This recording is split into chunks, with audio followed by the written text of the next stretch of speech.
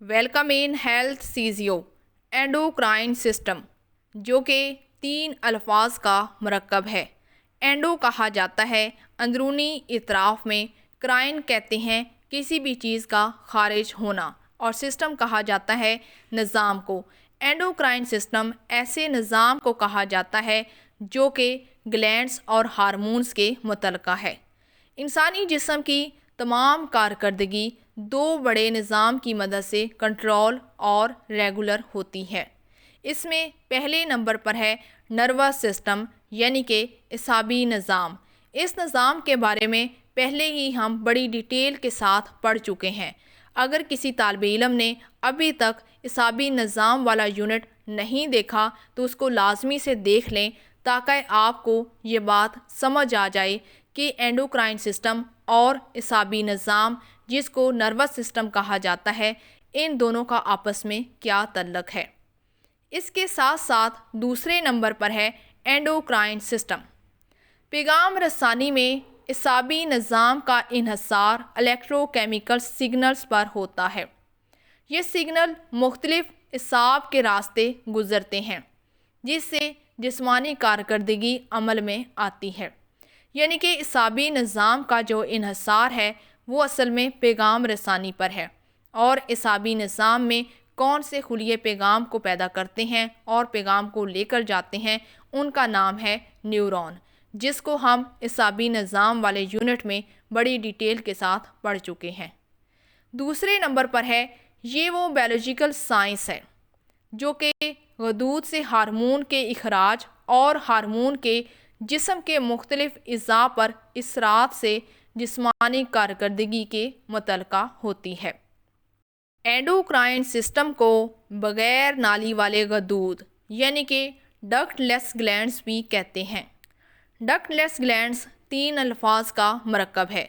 ڈکٹ کہا جاتا ہے نالی کو، اور لیس کہتے ہیں بغیر کسی چیز کے، تو اس طرح سے ڈکٹ لیس سے مراد بے نالی والا، اور گلینڈز کہا جاتا ہے غدود کو۔ تو یوں یہ بات ثابت ہوتی ہے کہ اینڈوکرائن سسٹم کو ہم بے نالی والے غدود بھی کہتے ہیں، کیونکہ یہ جو بھی رطوبت کو ہم کیا کہیں گے؟ ہارمونز۔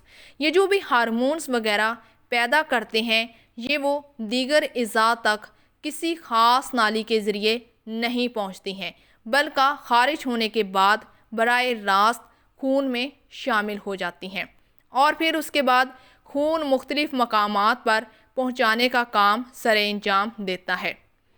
اینڈوکرائن ہارمون یونانی زبان کا لفظ ہے۔ اینڈوکرائن کا مطلب ہوتا ہے اندرونی، یعنی کہ انٹرنل رطوبت۔ جیسا کہ میں نے آپ کو پچھلی سلائیڈ میں ہی بتا دیا تھا کہ اینڈو کا مطلب ہوتا ہے اندرونی، کرائن کا مطلب ہوتا ہے خارج ہونا، اور ہارمونز کہا جاتا ہے رطوبت کو۔ اور ہارمون کا مطلب کیا ہوتا ہے؟ ہارمون کا مطلب ہے جوش دلانے والا۔ یہ بھی یونانی زبان کا ہی مطلب ہے، ٹو ایکسائٹ، یعنی کہ ہارمون کا مطلب ہے ٹو ایکسائٹ، جوش دلانے والا۔ بعض اینڈوکرائن ایک یا ایک سے زائد ہارمونز خارج کرتے ہیں، یعنی کہ ہو سکتا ہے ایک غدود ایک ہارمون خارج کرے، ہو سکتا ہے ایک غدود 2 یا 2 سے زائد ہارمونز کا اخراج کرے۔ مثلاً پیچوٹری گلینڈ سے نکلنے والی رطوبت جسم کے دیگر اینڈوکرائنز کی کارکردگی کو مد نظر اور کنٹرول کرتی ہے، اس لیے اس کو ہم پیچوٹری گلینڈز کو جسم کا ماسٹر گلینڈز بھی کہتے ہیں۔ اس میں درج ذیل اینڈوکرائن اعضاء شامل ہے۔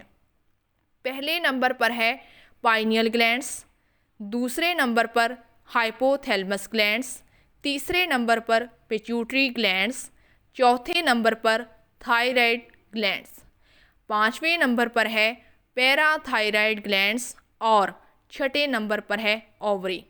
اووری میں شامل ہے ایسٹروجن اور پروجسٹیرون ہارمون۔ 7ویں نمبر پر ہے ایڈرینل گلینڈز، اور 8ویں نمبر پر ہے پینکریاس، جس کو اردو زبان میں لبلبا کہا جاتا ہے۔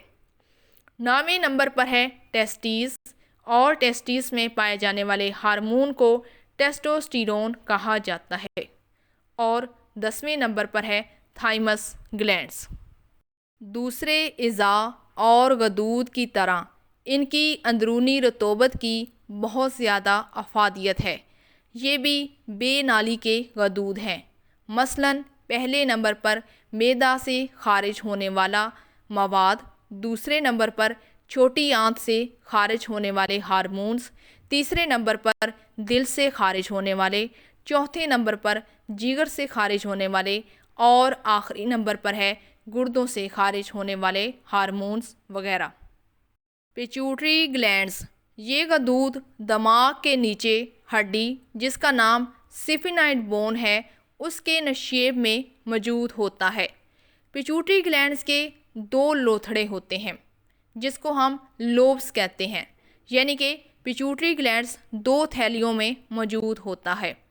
پہلی والی کو انٹیریئر لوب کہتے ہیں جو کہ ہمیں سامنے والی اطراف میں نظر آتی ہے، اور اسی طرح پچھلے والے لوتھڑے کو ہم پوسٹیریئر لوب کہتے ہیں۔ اب آپ کو یہ بات واضح ہو گئی کہ پیچوٹری گلینڈز انسانی دماغ میں پایا جانے والا غدود ہے اور اس کے دو لوتھڑے ہیں، ایک سامنے والا اور دوسرا پیچھے والا، جن کو ہم آگے تصویر میں بھی دیکھیں گے۔ اگلا حصہ یعنی کہ انٹیریئر لوب، سامنے والا مستطیل اور بڑا ہوتا ہے، جبکہ پیچھے والا جس کو پوسٹیریئر لوب کہا جاتا ہے یہ گول ہوتا ہے۔ یہ غدود ہمارے جسم کی بقائے حیات کے لیے انتہائی ضروری ہے، جو کئی قسم کے ہارمونز کو پیدا کرتا ہے، جس کے اثرات سے دوسرے غدود کی کارکردگی پر بھی اثر انداز ہوتا ہے۔ اس غدود کے اگلے لوتھڑے یعنی کہ انٹیریئر لوب کے ہارمونز کا تعلق جسم کی نشوونما اور اعضائے تولید سے ہے۔ قد کا بہت زیادہ بڑھ جانا، بونا رہ جانا بھی اسی ہارمون کی کمی اور زیادتی کی وجہ سے ہوتا ہے، یعنی کہ پیچوٹری گلینڈز کی وجہ سے ہی انسانی قد کا بڑھ جانا، بونا رہ جانا ہارمونز کی کمی اور زیادتی کی وجہ سے ہوتا ہے۔ سامنے والا حصہ جس کو انٹیریئر لوب کہتے ہیں، اس سے کون کون سے ہارمونز خارج ہوتے ہیں وہ پہلے دیکھ لیتے ہیں۔ اس میں شامل ہے پہلے نمبر پر گروتھ ہارمونز، دوسرے نمبر پر ہائپوٹروفک ہارمونز، تیسرے نمبر پر ایڈرینو کورٹیکوٹروپک ہارمون، چوتھے نمبر پر ہے گونیڈوٹروفک ہارمونز، پانچویں نمبر پر ہے فولیکل سٹیمولیٹنگ ہارمون، اس کو FSH لکھا جاتا ہے، چھٹے نمبر پر ہے لیوٹینائزنگ ہارمون اور اس کو LH سے لکھتے ہیں، ساتویں نمبر پر ہے ڈیوٹوٹروفن اور آخری ہے پرولیکٹن ہارمون۔ یہ تمام ہارمونز پیچوٹری گلینڈز کے سامنے والا لوتھڑا جس کو انٹیریئر لوب کہتے ہیں یہاں سے خارج ہوتے ہیں۔ سب سے پہلے بائیں اطراف والی تصویر کو دیکھیں جہاں پر آپ کو انسانی کھوپڑی دکھائی گئی ہے۔ انسانی دماغ میں آپ واضح طور پر دیکھ سکتے ہیں کہ گلابی رنگ میں پیچوٹری گلینڈ موجود ہے اور پیچوٹری گلینڈ کے بالکل پیچھے ہی پائنیل گلینڈ موجود ہے، لیکن ہم یہاں پر ذکر کریں گے پیچوٹری گلینڈ کا۔ اب ہم نے یہاں سے پیچوٹری گلینڈ کو نکال کے بڑا کر کے دیکھا تو ہمیں کچھ اس طرح سے نظر آیا جو کہ ہمیں دائیں طرف والی تصویر میں نظر آ رہا ہے کہ پیچوٹری گلینڈ کے دو حصے ہوتے ہیں، ایک سامنے والا لوتھڑا جس کو انٹیریئر پیچوٹری کہا جاتا ہے اور پیچھے والے حصے کو پوسٹیریئر پیچوٹری کہتے ہیں۔ پہلا ہارمون ہے گروتھ ہارمون۔ اس ہارمون کو سومیٹوٹروپک ہارمون بھی کہا جاتا ہے۔ اس ہارمون کا اہم کام یہ ہے کہ یہ انسانی جسم کی نشو و نما کو کنٹرول کرتا ہے۔ اگر اس ہارمون کی انسانی جسم میں زیادتی ہو جائے، یعنی کہ زیادہ مقدار میں اگر یہ انسانی جسم میں خارج ہو تو اس سے ایک علامت پیدا ہوتی ہے جس کو دیو قامت کہا جاتا ہے۔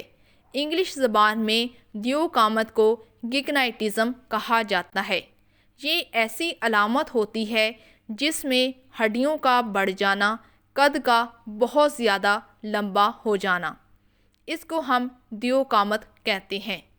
تمام ڈھانچے کی ہڈیوں کے علاوہ نچلے جبڑے کی ہڈی خاص طور پر بڑی ہو جاتی ہے اس علامت میں۔ اب بات کرتے ہیں کہ گروتھ ہارمون اور کیا کام کرتا ہے۔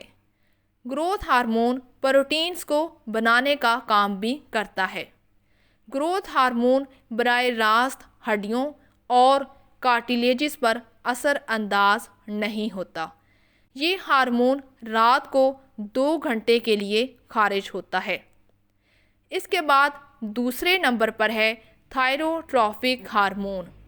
یہ تھائرائیڈ گلینڈ سے خارج ہونے والا ہارمون ہے۔ یہ تھائرائیڈ گلینڈز کو تھائروکسن ہارمون کے پیدا کرنے کے لیے کنٹرول کرتا ہے۔ اس ہارمون کو ہم TSH بھی کہتے ہیں، جو کہ 3 الفاظ کا مرکب ہے۔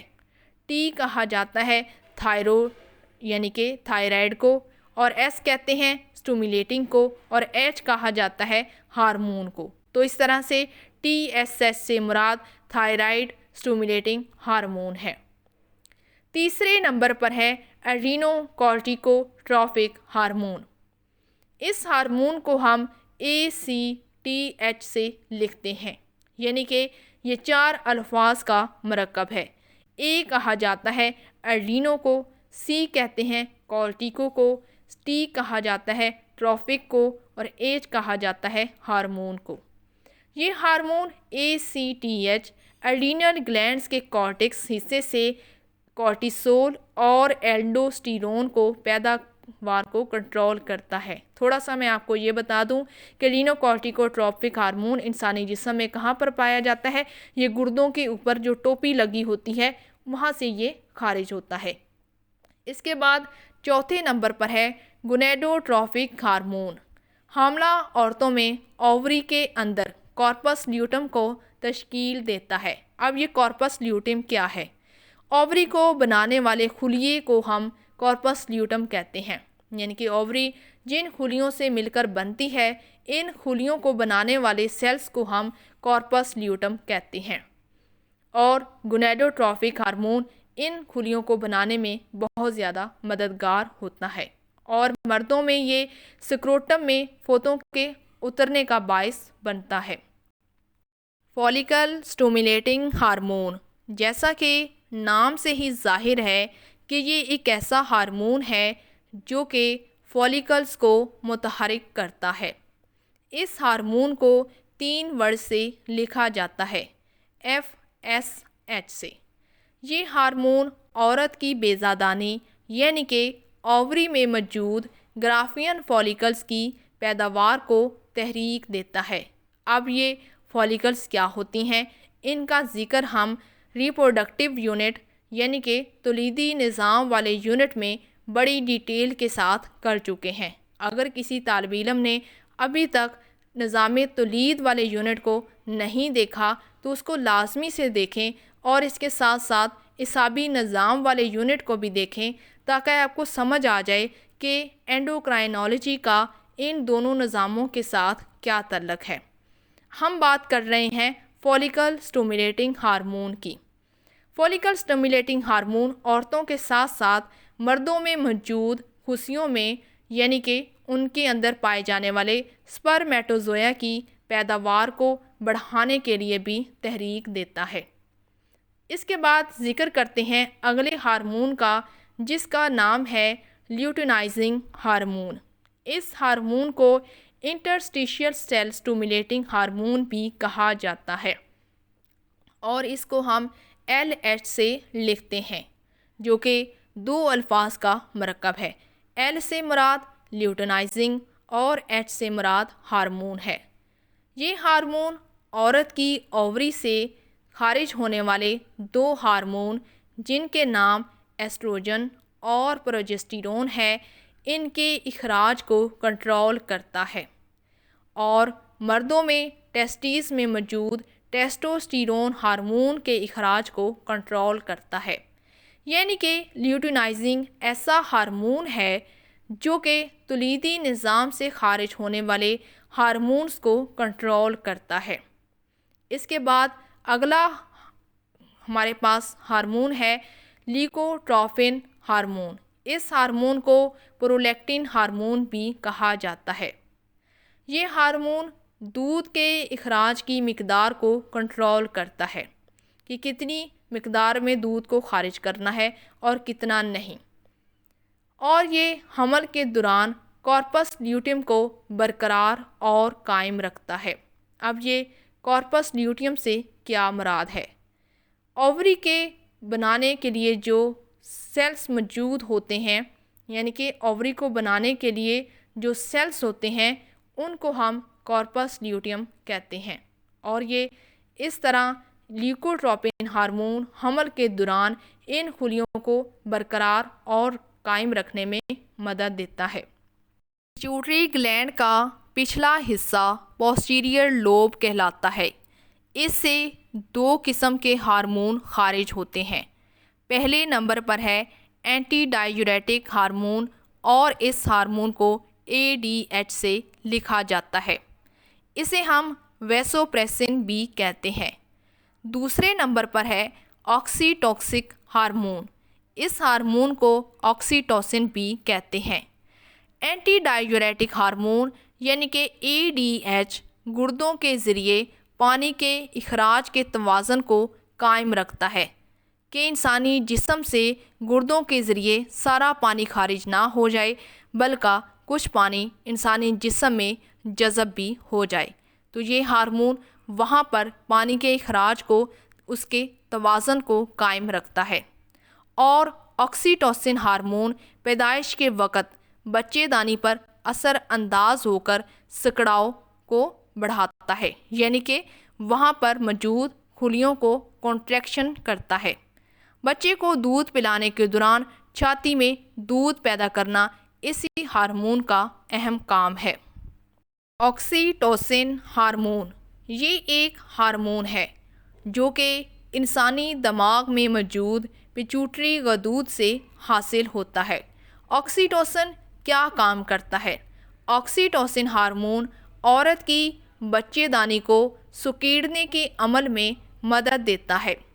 جب عورت کے ہاں بچے کی پیدائش کا وقت قریب ہوتا ہے اور درد شروع ہو جائے تو بچے کی پیدائش میں یہ ہارمون بہت ہی زیادہ مددگار ثابت ہوتا ہے۔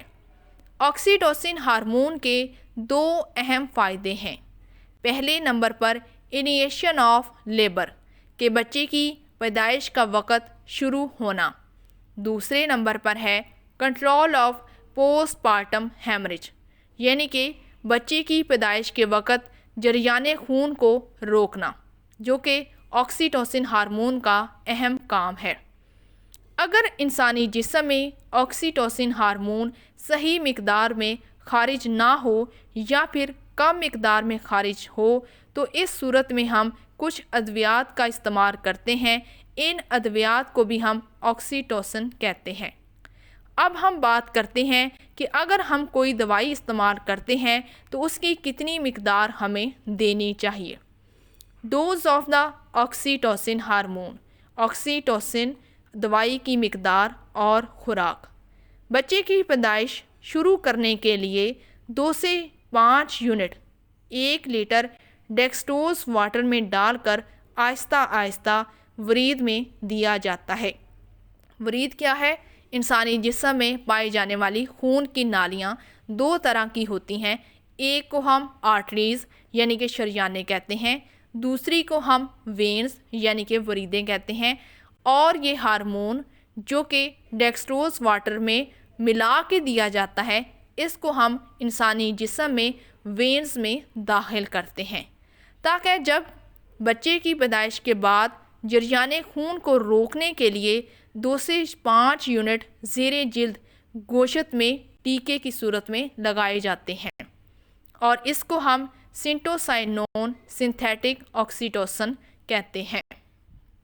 تھائرائیڈ گلینڈز یہ غدود گردن میں ہوا کی نالی جس کو ٹریکیا کہا جاتا ہے، اس کے بالائی حصہ کے سامنے واقع ہوتے ہیں، جس کو آپ نیچے تصویر میں واضح طور پر دیکھ سکتے ہیں کہ یہ ٹریکیا کے بالائی حصے پر واقع ہے۔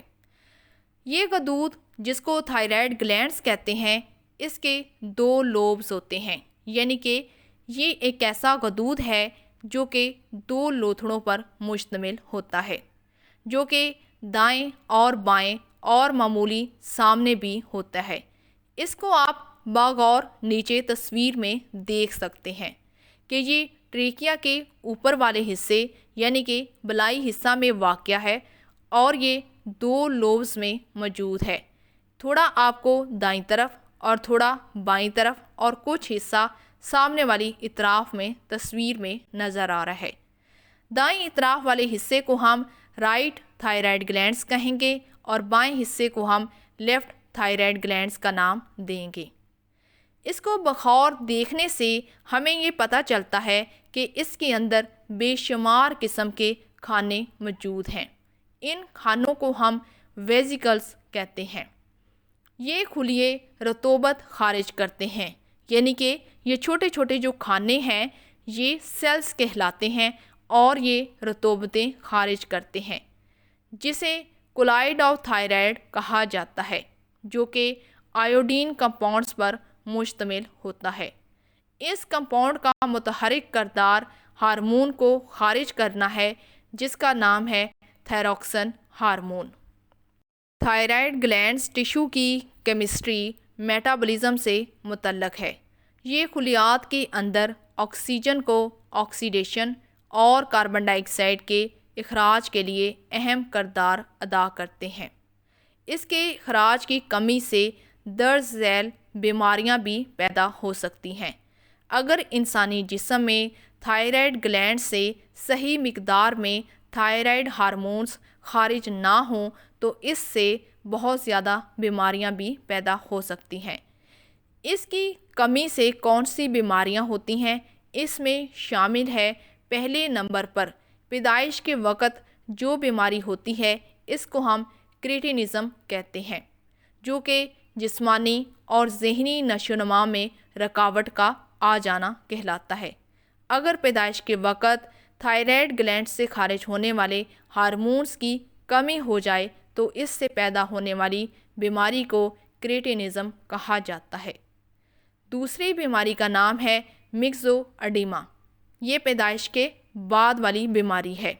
اس میں وزن میں کمی ہونا، تھکاوٹ کا محسوس ہونا، میٹابولک طریقہ کار کی کمی یعنی کہ خوراک کا صحیح طرح سے ہضم نہ ہونا، دماغ کی کارکردگی اور بولنے میں سستی محسوس کرنا، جلد کا موٹا اور خشک ہو جانا، بالوں کا گرنا یا پھر بالوں کا بریک ہو جانا، نبض کی رفتار سست، اس کے اخراج میں زیادتی سے درج ذیل پیچیدگیاں بھی ہو سکتی ہیں۔ اس میں گلے کا بڑھ جانا اور علامات میگزو اڈیما کے متضاد ہوتی ہیں جو کہ درج ذیل ہیں۔ پہلے نمبر پر ہے میٹابولزم کی رفتار میں تیزی آ جاتی ہے، اور دوسرے نمبر پر ہے وزن کم ہو جائے گا، تیسرے نمبر پر ہے کہ دل کا آؤٹ پٹ بڑھ جائے گا، دل کی جو رفتار ہے وہ بڑھ جائے گی، چوتھے نمبر پر ہے گلینڈز بڑھ جاتے ہیں، پانچویں نمبر پر ہے جسم کا درجہ حرارت نارمل کی نسبت زیادہ رہتا ہے، یعنی کہ بخار جیسی صورتحال رہتی ہے، نبض کی رفتار میں اضافہ ہو جاتا ہے، کارڈیو واسکولر سسٹم یعنی کہ دل اور خون کی نالیاں خاص طور پر شریانیں خراب اور دل فیل ہو جاتا ہے، اور آخری نمبر پر ہے آنکھوں کے جو ڈیلے ہیں وہ باہر کو نکل آتے ہیں۔ یہ تمام علامات جو ہیں وہ میگزو اڈیما کے بالکل متضاد ہیں۔ پیرا تھائرائیڈ گلینڈز یہ تعداد میں 4 ہوتے ہیں۔ سب سے پہلے نیچے تصویر کو غور سے دیکھیں تو یہاں پر آپ کو جو تصویر نظر آ رہی ہے یہ ہے تھائرائیڈ گلینڈز کی تصویر۔ اب اگر آپ تھائرائیڈ گلینڈز کی تصویر کو غور سے دیکھتے ہیں تو آپ کو اس کے اوپر 4 خوبصورت سے موتی نظر آ رہے ہیں۔ ان موتیوں کو ہم پیرا تھائرائیڈ گلینڈز کہتے ہیں۔ تو اب آپ کو یہ بات واضح ہو گئی کہ پیرا تھائرائیڈ غدود تعداد میں 4 ہوتے ہیں، 2 آپ کو دائیں طرف میں اور 2 ہی آپ کو بائیں طرف میں نظر آ رہے ہیں، جو تھائرائیڈ گلینڈز پر ہی پچھلی جانب موجود ہوتے ہیں۔ یہ بات واضح ہو گئی کہ پیرا تھائرائڈ گلینڈز تھائرائڈ گلینڈز کے پچھلی جانب موجود ہوتے ہیں۔ یہ چاروں علیحدہ علیحدہ دائیں بائیں اوپر نیچے موجود ہوتے ہیں۔ ان کو ہم واضح طور پر تصویر میں دیکھ سکتے ہیں۔ ان غدودوں سے ایک خاص قسم کی رطوبت نکلتی ہے جس کو ہم پیراتھو ہارمون کہتے ہیں، جو جسم میں کیلشیم کی مقدار کو کنٹرول کرنے میں مدد دیتی ہے۔ یہ ہارمون خون اور ہڈیوں میں کیلشیم کے میٹابولزم کو کنٹرول کرتے ہیں۔ بعض اوقات غدود زیادہ کام بھی کرتے ہیں جس سے خون میں کیلشیم کی مقدار بڑھ جاتی ہے، یعنی کہ جب یہ غدود زیادہ کام کریں گے تو زیادہ کیلشیم کو خارج کریں گے، اور جتنا کام کریں گے اتنا ہی یہ کیلشیم خارج کرنے کی صلاحیت رکھتے ہیں۔ بعض اوقات غدود کا کام کمزور پڑ جاتا ہے اور خون میں کیلشیم کی کمی ہو جاتی ہے، جس سے ایک بیماری بنتی ہے جس کو ہم ٹیٹنائی کا مرض کہتے ہیں، جس سے انسانی جسم میں جھٹکے لگتے ہیں اور پٹھے سکڑتے ہیں، پھڑکتے ہیں۔ تھائمس گلینڈز، یہ غدود سینے کے اندر سانس کی بڑی نالی جس کو ٹریکیا کہا جاتا ہے اس کے سامنے موجود ہوتے ہیں، اور جہاں پر یہ دو شاخوں میں تقسیم ہوتی ہے اس کے قریب یہ غدود پائے جاتے ہیں۔ ان غدودوں کا رنگ گلابی مائل بھورے رنگت یا پھر خاکی رنگت کا ہوتا ہے، جس کو آپ نیچے تصویر میں واضح طور پر دیکھ سکتے ہیں۔ آپ اگر تصویر کو غور سے دیکھیں تو آپ کو یہ بات واضح ہوتی ہے کہ سفید رنگ میں ٹریکیا جو نظر آ رہی ہے وہ دو حصوں میں تقسیم ہو رہی ہے، دائیں اور بائیں پھیپھڑے میں، اور اس تقسیم کے اوپر ہی جو غدود موجود ہے اس کا نام ہے تھائمس گلینڈز۔ اس کے دو لوتھڑے ہوتے ہیں، اس گلینڈز کے دو لوتھڑے ہوتے ہیں۔ ابتدا میں یہ غدود تقریباً 10 گرام وزن رکھتا ہے، پھر 2 برس کی عمر تک اس کا وزن بڑھتا چلا جاتا ہے اور یہ 30 سے 40 گرام وزن کا ہو جاتا ہے۔ پھر اس کا وزن بتدریج عمر کے ساتھ ساتھ گھٹنا شروع ہو جاتا ہے اور 14 برس کی عمر میں بالکل جذب ہو جاتا ہے۔ اس کے افعال کے بارے میں معلوم نہیں ہو سکا، لیکن خیال یہ کیا جاتا ہے کہ یہ انسانی جسم میں قوت مدافعت یا پھر اینٹی باڈیز تیار کرنے میں مدد دیتا ہے۔ ایڈرینل گلینڈز، ایڈرینل گلینڈز کو سپرا رینل گلینڈز بھی کہا جاتا ہے۔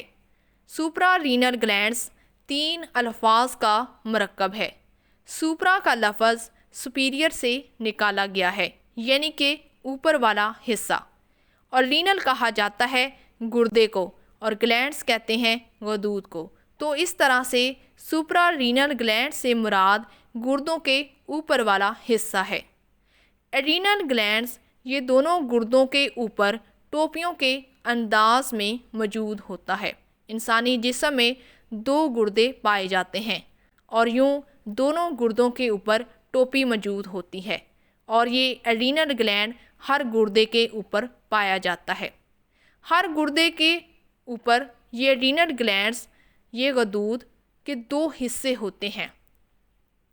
پہلے حصے کو کارٹیکس یعنی کہ زردی مائل حصہ اور یہ بیرونی حصہ ہوتا ہے۔ دوسرے نمبر پر ہے میڈلا جو کہ سرخی مائل اندرونی حصہ ہوتا ہے۔ بیرونی زردی مائل حصہ جس کا نام کارٹیکس ہے، یہ کورٹیسول یعنی کہ ہائیڈرو کورٹیسون سے پیدا کرتا ہے، جو کورٹیسون سے بہت قریبی تعلق رکھتا ہے۔ ایڈرینل کارٹیکس سے اہم ہارمون خارج ہوتے ہیں، یعنی کہ جو ایڈرینل گلینڈ کا باہر والا حصہ ہے جس کو ہم کارٹیکس کہتے ہیں، تو اس طرح سے اس ہارمون کا نام ہوگا ایڈرینل کارٹیکس۔ تو ایڈرینل کارٹیکس سے کون سے ہارمون خارج ہوتے ہیں؟ ان کے نام یہ ہیں۔ پہلے نمبر پر ہائیڈرو کورٹیسون، دوسرے نمبر پر ایلڈوسٹیرون اور تیسرے نمبر پر ہے کورٹیکوسٹیرون۔ اس تصویر کو ذرا غور سے دیکھیں تو یہ بات واضح ہوتی ہے کہ انسانی گردے کے اوپر ایک خوبصورت سی ٹوپی موجود ہے۔ اس ٹوپی کو ہم ایڈرینل گلینڈز کہتے ہیں۔ اب اس ٹوپی کو ذرا مائکروسکوپ میں دیکھتے ہیں کہ یہ ہمیں کس طرح سے نظر آتی ہے۔ اب اگر ہم اس کو مائکروسکوپ میں دیکھیں تو ہمیں یہ بات واضح ہوتی ہے کہ اس کے اندر دو خاص قسم کی تہیں ہیں۔ بیرونی کو ہم کارٹیکس اور اندرونی کو ہم میڈلا کہتے ہیں، اور اس کے ساتھ ساتھ اس میں خون کی نالیاں بھی موجود ہیں جو کہ ہمیں سرخ رنگ میں شریانیں اور نیلے رنگ میں وریدیں واضح طور پر نظر آ رہی ہیں۔ یہ خارج ہونے والے ہارمون ابتدائی طور پر میٹابولزم، انسانی نشو و نما، انسانی گروتھ، اس کی بڑھوتری، گردوں کے فنکشن اور عضلات کی ٹون سے متعلقہ ہوتے ہیں۔ یہ فعال زندگی کے لیے بہت ہی زیادہ ضروری ہیں۔ اس غدود کا اندرونی حصہ جس کو ہم میڈلا کہتے ہیں، جس کو ہم نے پچھلی تصویر میں واضح طور پر دیکھا بھی تھا، تو اس طرح سے اس غدود کا اندرونی حصہ جو کہ میڈلا کہلاتا ہے، یہ حصہ دو قسم کی رطوبتیں پیدا کرتا ہے۔ پہلی کو ہم ایڈرینالین اور دوسری کا نام ہے نور ایڈرینالین۔ نور ایڈرینالین کو نور ایپینیفرین بھی کہا جاتا ہے۔ نور ایڈرینالین یہ رطوبت کیا کام کرتی ہے؟ نور ایڈرینالین بلڈ پریشر بڑھانے کے لیے خون کی نالیوں کی جو دیواریں ہوتی ہیں اس کو سکیڑتی ہے۔ خون کی نالیوں کی جو دیواریں ہیں وہ عضلات کی بنی ہوئی ہوتی ہیں، اور اس طرح سے یہ نور ایڈرینالین ان عضلات کے ریشوں کو تحریک دیتی ہے کہ تم سکڑ جاؤ، جس سے بلڈ پریشر بڑھ جاتا ہے۔ اس کے بعد اگر انسانی جسم میں صحیح طرح سے ایڈرینالین خارج نہ ہو تو اس کے برعکس پھر ہمیں ادویات کا استعمال کرنا پڑتا ہے۔ ایڈرینالین ہارمون اور بطور ڈرگ کیسے کام کرتی ہے اس کو ہم دیکھ لیتے ہیں۔ پہلے نمبر پر ہے یہ کاربوہائیڈریٹ کے میٹابولزم میں مدد دیتی ہے۔ دوسرے نمبر پر ہے اس سے الرجی میں آرام ملتا ہے۔ تیسرے نمبر پر ہے اینافلیکٹک شوک میں استعمال میں یہ بہت زیادہ مفید ہوتی ہے۔ اور چوتھا اہم کام، اس سے خون کی نالیاں سکڑ جاتی ہیں اور خون کا دباؤ بڑھ جاتا ہے۔ پانچویں نمبر پر ہے یہ جگر سے گلوکوز کی آؤٹ پٹ کو بڑھا دیتی ہے، یعنی کہ جگر سے گلوکوز کی جو مقدار ہوتی ہے اس کو بڑھانے میں یہ مدد دیتی ہے۔ اس کے استعمال سے دل کو طاقت ملتی ہے، بلڈ پریشر زیادہ ہوتا ہے، دل کی حرکت تیز ہو جاتی ہے۔ ظاہری سی بات ہے جب بلڈ پریشر زیادہ ہوگا تو دل کی حرکت بھی تیز ہو جائے گی۔ دمہ کے مریض کو استعمال سے آرام ملتا ہے۔ ایڈرینالین کا جو استعمال ہے جو کہ ایک دوائی کا نام ہے، یہ دمہ کے مریضوں کو دیں تو ان کو آرام ملتا ہے۔ پائنیل گلینڈز، یہ غدود سرخ رنگ کا ایک چھوٹا سا غدود ہوتا ہے جو کہ انسانی دماغ کے بڑے حصے جس کو ہم بڑا دماغ بھی کہتے ہیں اس کے نچلے حصے کارپس کیلوزم کے قریب ہوتا ہے۔ اب یہ بڑا دماغ اور کارپس کیلوزم سے کیا مراد ہے؟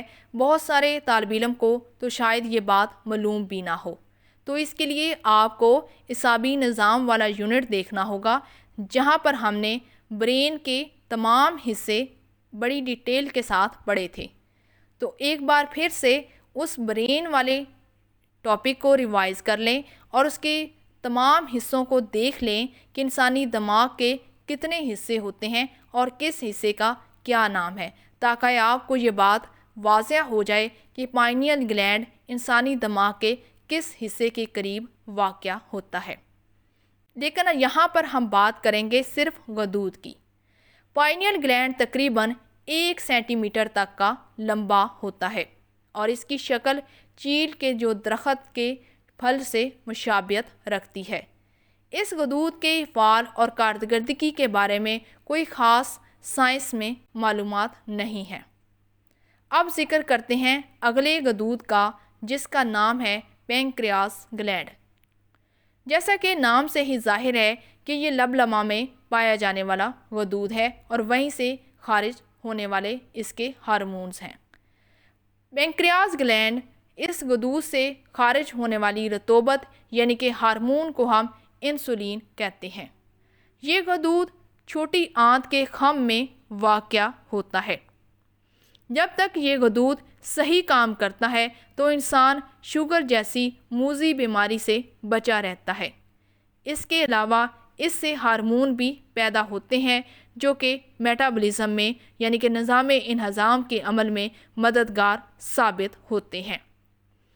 یہ جگر اور عضلات میں گلائکوجن یعنی کہ شوگر جس کو کہتے ہیں اس کی صورت میں جمع کرنے کا کام کرتی ہے۔ پہلے نمبر پر ہے پروٹین کو شکر میں تبدیل کرنے میں مدد دیتی ہے، یعنی کہ پروٹین کو چینی میں تبدیل کرنے میں مدد دیتی ہے۔ دوسرے نمبر پر ہے جگر میں موجود گلائکوجن کو گلوکوز میں تبدیل کرتی ہے۔ گلائکوجن ایک بہت بڑی سی چیز ہے اور گلوکوز اس کے چھوٹے چھوٹے ٹکڑے ہیں۔ تیسرے نمبر پر ہے شوگر کے استعمال کے لیے عضلات کو تیز کرتی ہے۔ چوتھے نمبر پر ہے انسولین خلیوں کے اندر تک گلوکوز کو لے کر جانے میں مدد دیتی ہے۔ تھوڑا سا اس بات کو سمجھنے کی کوشش کریں کہ گلوکوز جو کہ ایک عام زبان میں آپ اس کو چینی بھی کہہ سکتے ہیں، چینی جب تک خلیے کے اندر داخل نہیں ہو سکتی جب تک انسولین اس کی مدد نہیں کرتی، تو انسولین جب اس کی مدد کرے گی تو تبھی گلوکوز خلیے کے اندر داخل ہو سکے گا۔ اور آخری اس کا اہم کام ہے کہ یہ پینکریاٹک انزائم خارج کرتا ہے جو کہ خوراک کو ہضم کرنے میں بہت ہی زیادہ معاون مددگار ہوتا ہے۔ انسولین کیا ہے اور یہ انسانی جسم میں کیسے پیدا ہوتی ہے؟ انسولین پینکریاس غدود سے خارج ہونے والی رطوبت کا نام ہے۔ پینکریاس جس کو اردو زبان میں لبلبا کہا جاتا ہے، اس کے خارج ہونے والی رطوبت یعنی کہ ہارمون کو ہم انسولین کہتے ہیں۔ یہ غدود چھوٹی آنت جہاں پر مڑتی ہے اس مڑنے والی جگہ کو خم کہا جاتا ہے۔ یہ غدود چھوٹی آنت کے خم کے قریب واقع ہوتا ہے۔ جب تک یہ غدود صحیح کام کرتا ہے اور انسان پھر شوگر جیسی موذی بیماری سے بچا رہتا ہے۔ جب زندگی میں انسان کو شوگر ہو جائے تو تمام زندگی مکمل شفا نہیں ہو پاتی، بلکہ اس کو ساری زندگی ہمیشہ کے لیے پرہیز اور ادویات کا استعمال کرنا پڑتا ہے۔ شوگر سے دل، نظر، اعصاب اور گردوں پر بہت گہرا اثر پڑتا ہے اور یہ تمام اعضاء خراب ہونے کا خدشہ بھی رہتا ہے۔ اگر انسانی جسم میں انسولین کی مقدار کم ہو جائے تو خون میں شوگر کی مقدار بڑھ جاتی ہے، یعنی کہ خون میں چینی کی جو مقدار ہے وہ بڑھ جائے گی اور پیشاب میں خارج ہونے لگتی ہے، اور یہ بیماری بڑی سے بڑی، کرونک سے کرونک ہوتی چلی جاتی ہے۔ کرونک کہا جاتا ہے پرانی سے پرانی۔ لگاتار مسلسل ادویات اور پرہیز کا استعمال کیا جاتا ہے۔ یہ بیماری کاربوہائیڈریٹ، پروٹین اور چربی کے میٹابولزم میں خرابی پیدا کر دیتی ہے۔ انسانی جسم میں صحیح طرح سے پروٹین، صحیح طرح سے فیٹ، صحیح طرح سے کوئی بھی چیز میٹابولزم یعنی کہ نظام انہضام نہیں کر سکتی۔ شوگر کی بیماری میں انسان کو بار بار پیشاب آتا ہے، اس کو پیاس لگتی ہے، اس کا منہ خشک رہتا ہے اور اس کی بینائی کمزور ہو جاتی ہے۔ اگر جسم پر کوئی چوٹ لگ جائے تو اس کا زخم بھی اس بیماری کی وجہ سے جلدی ٹھیک نہیں ہوتا۔ بعض اوقات اس کا بلڈ پریشر بھی کم ہو جاتا ہے، سانس گہری اور بدبودار ہو جاتی ہے، مریض شوک میں چلا جاتا ہے اور اس کو ہم کوما بھی کہتے ہیں۔